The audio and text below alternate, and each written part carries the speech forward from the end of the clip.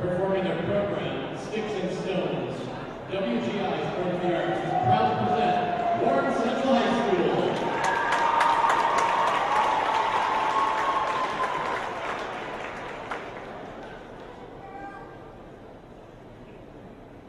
I'm not the only kid who grew up this way.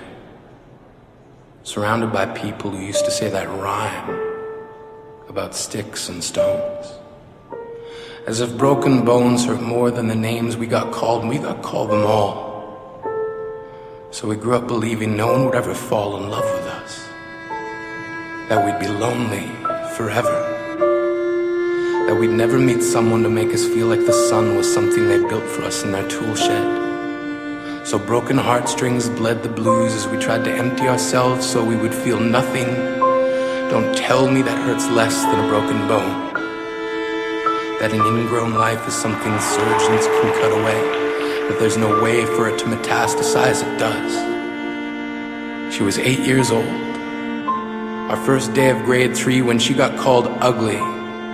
We both got moved to the back of class so we would stop getting bombarded by spitballs.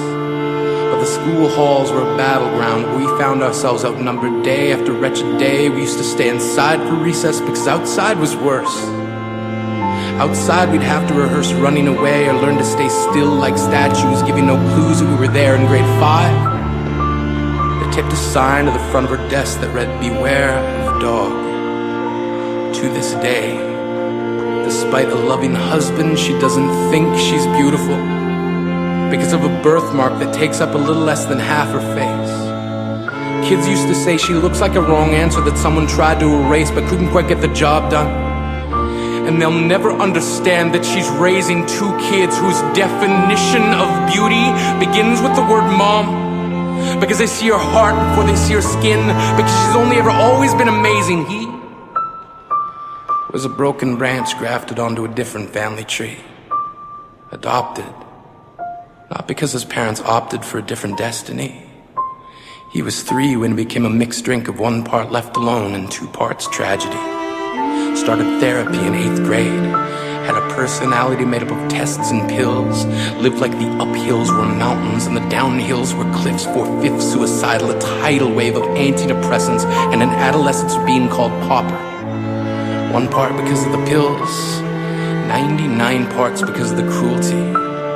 He tried to kill himself in grade 10 when a kid who could still go home to mom and dad had the audacity to tell him, "Get over it." As if depression is something that can be remedied by any of the contents found in a first aid kit. To this day, he is a stick of TNT lit from both ends. Could describe to you in detail the way the sky bends in the moments before it's about to fall. And despite an army of friends who all call him an inspiration, he remains a conversation piece between people who can't understand. Sometimes being drug-free has less to do with addiction and more to do with sanity. We weren't the only kids who grew up this way. To this day, kids are still being called names.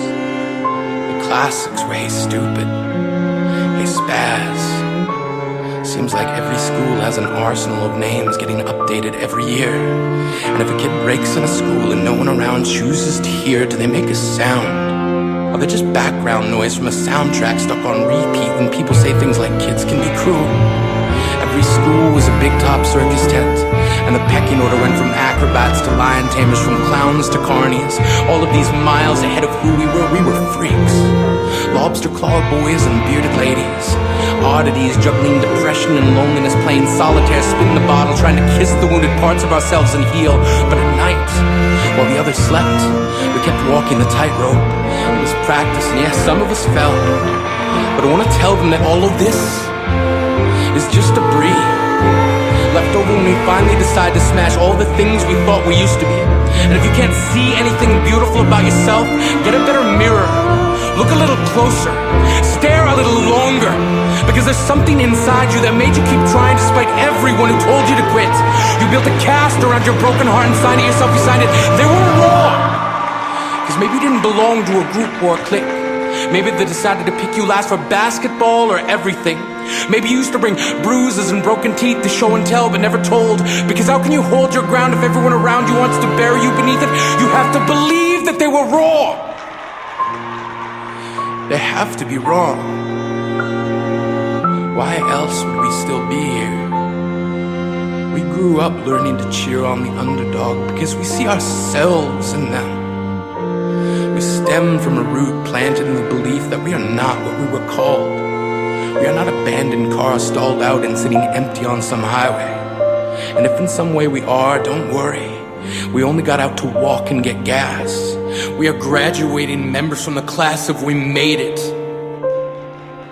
Not the faded echoes of voices crying out names will never hurt me. Of course, they did.